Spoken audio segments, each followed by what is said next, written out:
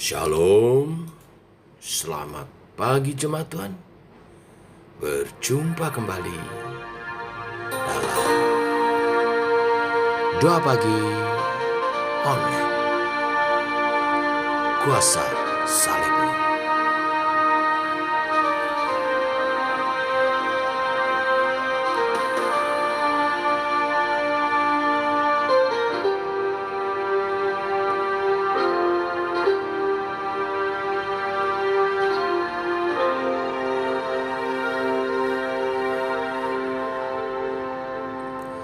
Ada tempat yang mulia, anugerah-Mu tercurah. Kau berikan hidup-Mu sebagai ganti dosaku.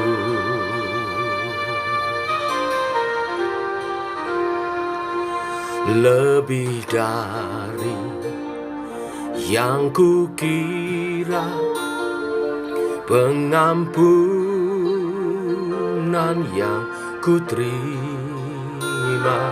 kasih Yesus yang abadi mengalir di Kalvari.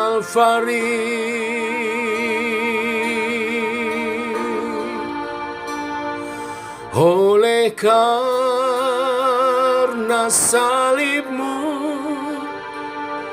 seluruh hidupku milik-Mu, Tuhan. Darah-Mu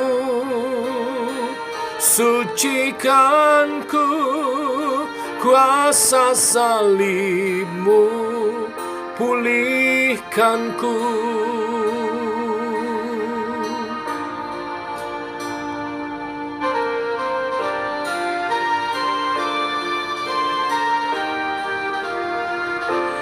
Lebih dari yang kukira, pengampunan yang kuterima, kasih Yesus yang abadi mengalir di Kalvari.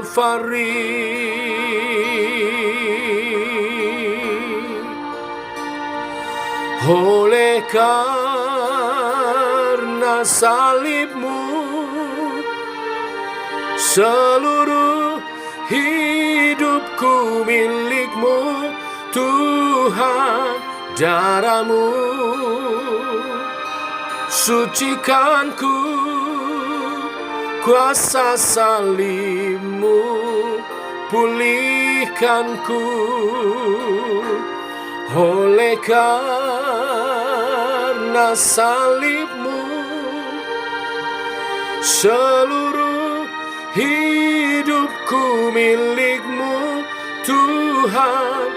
Darah-Mu sucikanku, kuasa salib-Mu pulihkanku.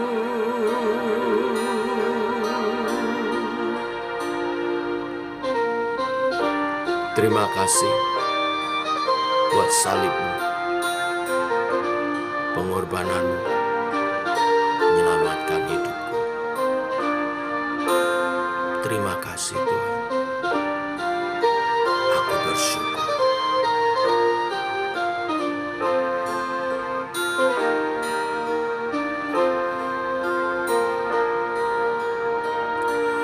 Oleh karena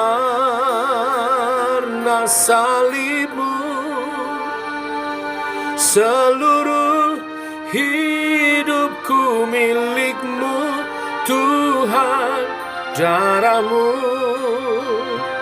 sucikanku, kuasa salib-Mu pulihkanku. Oleh karena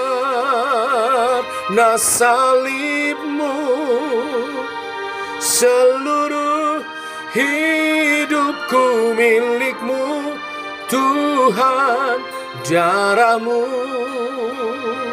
sucikanku, kuasa salib-Mu pulihkanku, kuasa salib-Mu pulihkanku.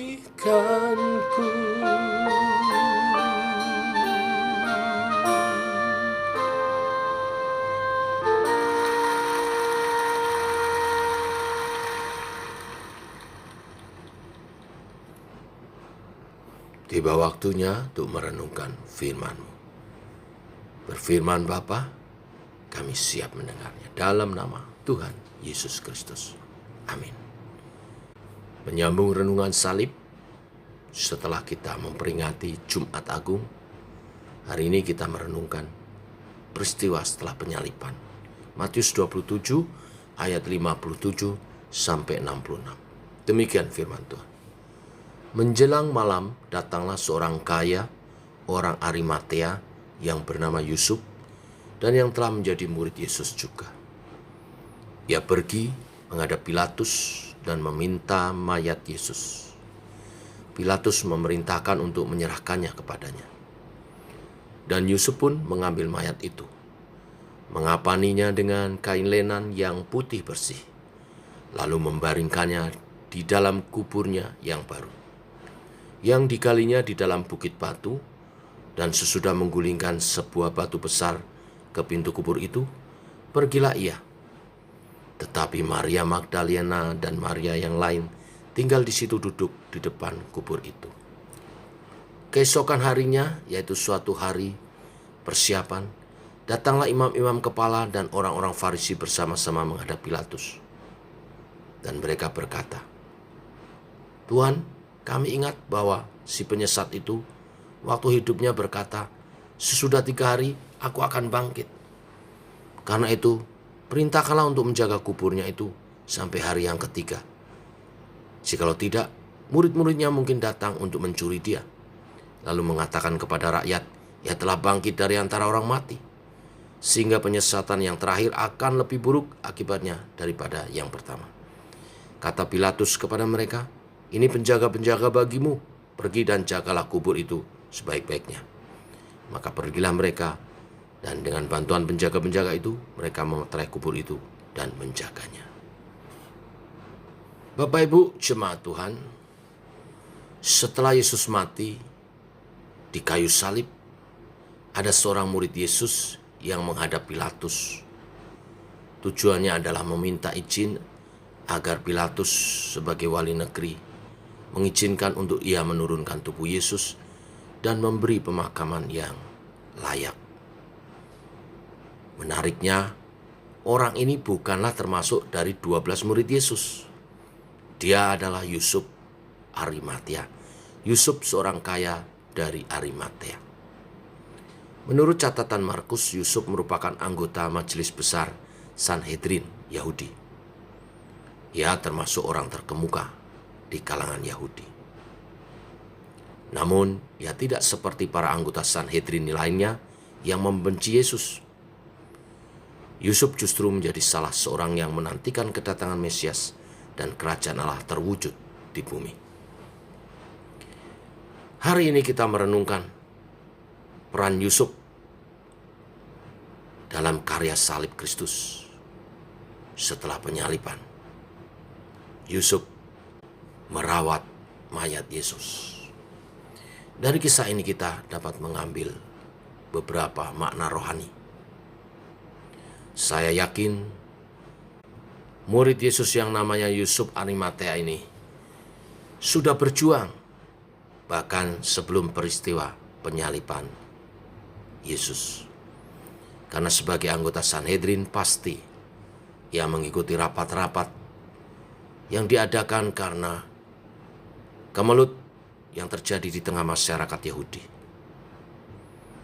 Tetapi seperti kita lihat, kita tahu, Yesus pun dijatuhi hukuman mati. Artinya mungkin apa yang diperjuangkan Yusuf di rapat-rapat sebagai Dewan Sanhedrin dia merasa gagal. Sehingga Yesus tetap dijatuhi hukuman mati. Tetapi dari kisah yang kita baca hari ini terlihat jelas bahwa kematian Yesus tidak menghalangi Yusuf untuk memberikan yang terbaik bagi gurunya. Meski harapan Yusuf akan kedatangan Mesias dan kerajaan Allah seakan pupus, karena seperti orang-orang Yahudi lainnya berpikir Mesias Juru Selamat akan datang dalam wadah politik yang akan memperjuangkan bangsanya melawan penjajah Romawi. Pupus karena Yesus justru dihukum mati oleh bangsanya sendiri. Namun kesetiaan Yusuf Arimatea sebagai murid Yesus tidak berubah. Setelah mendapat izin dari Pilatus wali negeri, Yusuf mempersiapkan segala sesuatu yang terbaik untuk penguburan Yesus. Merawat tubuh Yesus, mengapani, dan kemudian memberi penguburan yang terbaik. Kubur baru, kubur keluarga yang dia gali, dia berikan kepada Yesus. Inilah berita firman hari ini. Sebagai murid-murid Tuhan, hiduplah dengan komitmen yang tinggi bagi Tuhan. Karena Tuhan Yesus telah menyatakan kesetiaannya, ketaatannya dalam trek rencana Bapa untuk karya keselamatan bagi setiap kita umat manusia. Walaupun menghadapi kematian, dia setia sampai mati di kayu salib. Dan seperti Yusuf, walaupun dia menghadapi goncangan besar, keinginan dan kerinduannya seakan pupus, tapi dia tetap setia, menunjukkan komitmennya kepada gurunya, yang kemudian pasti dia akan tahu bahwa Yesus adalah Tuhannya juga. Karena pada hari yang ketiga, setelah kematiannya, Yesus bangkit, mengalahkan maut untuk memberi pengharapan bagi setiap orang percaya dan hidup kekal bagi yang menerimanya sebagai Tuhan dan Juru Selamat. Hendaklah kita tetap setia kepadanya dan mentaatinya, mengasihinya dengan segenap hati, segenap jiwa, akal budi, dan kekuatan kita. Dan kasih itu ditunjukkan, dibuktikan saat dalam masa-masa sulit. Mari kita tetap setia. Tuhan memberkati. Shalom. Bapa, kami mengucap syukur buat pagi hari ini, di hari Sabtu suci, di mana Yesus ada dalam kubur. Murid-murid menghadapi goncangan yang luar biasa. Sebagian besar dari mereka sembunyi ketakutan. Tapi ada seorang murid yang memberi contoh teladan, mengalahkan ketakutannya, mengalahkan kepentingan dirinya, mengalahkan kekecewaannya, dan memilih untuk tetap setia, menunjukkan kasihnya kepada Tuhan dengan segenap hati, jiwa, akal budi, dan kekuatan.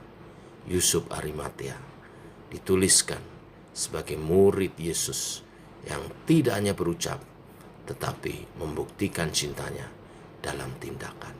Kami pun mau belajar seperti Yusuf Arimatea yang setia dalam komitmen sebagai murid Tuhan. Mengasihi Tuhan segenap hati, segenap jiwa, segenap akal budi, dan kekuatan kami dalam wujud yang nyata melayani Tuhan setia seumur hidup kami. Tuhan memberkati semua dan mempersiapkan Paskah esok. Berkati semua yang ambil bagian dalam pelayanan, urapi hamba-Mu yang akan menyampaikan firman Tuhan, menyatakan kasih kuasa dan kebenaran firman-Mu yang membebaskan.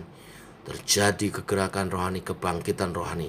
Umat Tuhan bangkit, dipulihkan, yang sakit disembuhkan, yang lemah dikuatkan. Ada pertolongan Tuhan, ada kesembuhan dan pemulihan. Dan umat Tuhan berkemenangan untuk menjadi kesaksian bagi kemuliaan nama-Mu. Terima kasih Tuhan, ini doa kami, dalam nama Yesus kami berdoa. Amin. Baik Bapak Ibu, ini doa pagi kita. Selamat pagi, Selamat mempersiapkan ibadah Paskah esok pagi. KKR Kebangunan Rohani, kuasa kebangkitannya, yang sakit disembuhkan, yang lemah dikuatkan, ada jalan keluar, ada berkat-berkat dicurahkan. Umat Tuhan berkemenangan untuk menjadi kesaksian kemuliaannya. Tuhan memberkati. Datang, ajak teman-teman bersama-sama biar merasakan berkat Tuhan. Shalom.